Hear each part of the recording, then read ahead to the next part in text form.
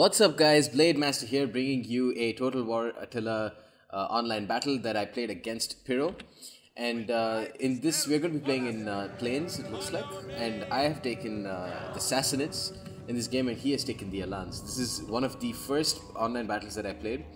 A bit late to the party. I got my computer like a whole week or 10 days after Attila launched.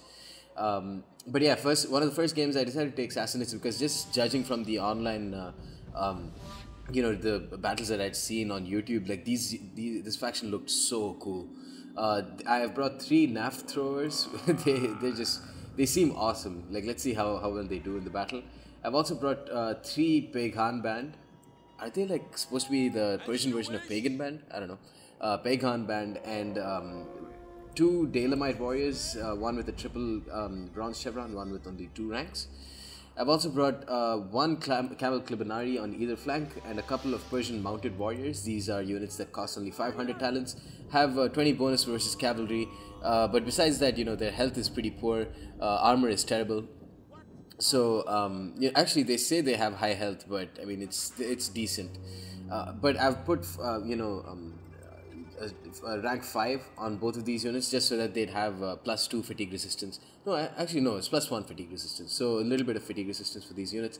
I've also brought a total of 2 Persian cataphracts and a couple of Griv Panvar cataphracts, 2 Zaidan immortal cavalry, and 1 Spabed general.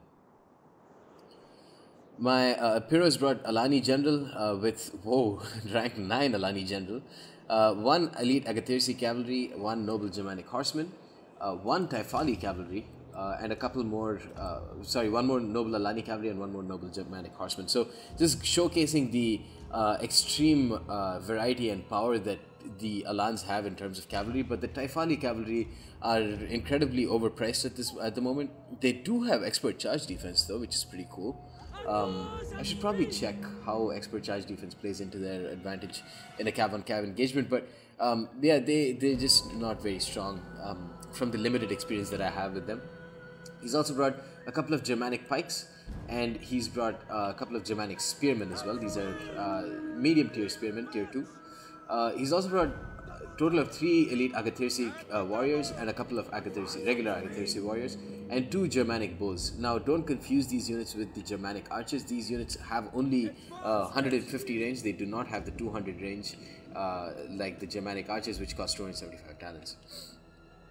So now, moving up in front, what my strategy was to just charge in with one of my cheap cavalry, the Persian mounted warriors, who were actually pretty expensive considering I put all those experience upgrades on them, and then use them to soak up the charges of all these 3 units, and then bring in my NAF throwers and then let them just chuck their bombs onto that big blob there. I wanted to see how effective they would be.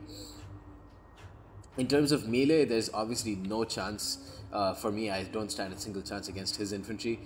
Even in terms of cavalry, like my Camel Clibinari are very good against infantry because I believe their axes have a bonus versus infantry, but against cavalry they're not very good. I'm moving back with my Pagan band because he's coming in to attack with his Agathirsi warriors, and I'm also going to chuck some naft bombs here. It looks like the accuracy of these units wasn't great, and I kind of destroyed my own units there. Wow, that was terrible.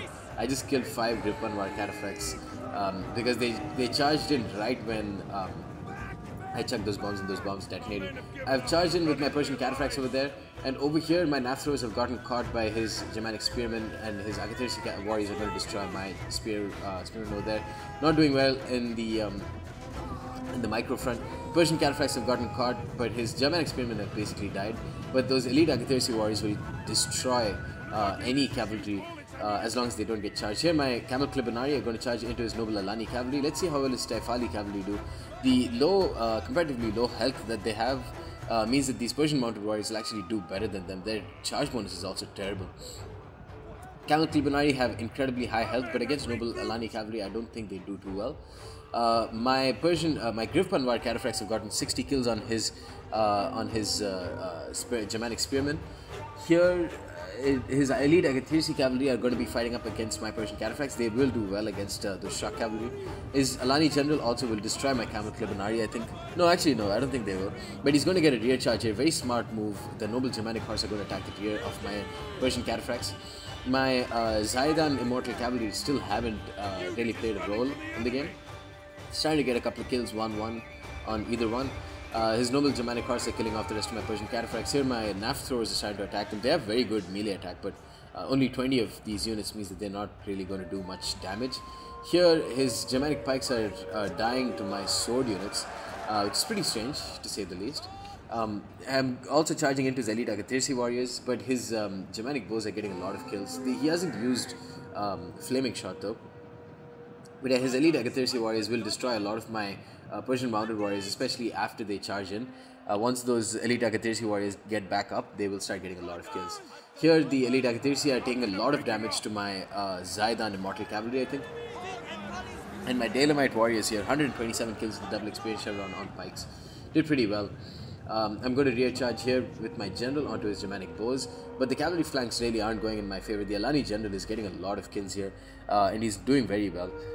Zaidan Immortal Cavalry though starting to rack up the kills on some pretty high value targets, and here my Naft throwers still have a full volley of Naft bombs that they can throw, but I just used them too late because now my unit is already wavering. His Germanic bows have decided to rout, and I'm going to be able to come in with my Griv Panvar again and rear charge his elite Agathirsi. But here, this is not going to go well for me. My Naf throwers still haven't thrown their bombs, and they're about to get charged at by cavalry. So this is basically GG for the Naf throwers. 17 kills already with my Zaidan Immortal Cavalry. 18. It's starting to rack up. They have very decent amount of ammunition. Very, very good ammunition. But for some weird reason, these units don't have skirmish mode on by default. So they just stood there and took that charge from those cavalry. Here the Zaidan Immortal Cavalry are also getting a couple of kills, 27 kills with these units. And they're destroying a lot of these Alani cavalry. Because I think one of them don't have... yeah, no, they both have pretty decent missile block shots, I think. 34 kills, 38 kills, yeah, you can see it's trying to rack up really quickly here.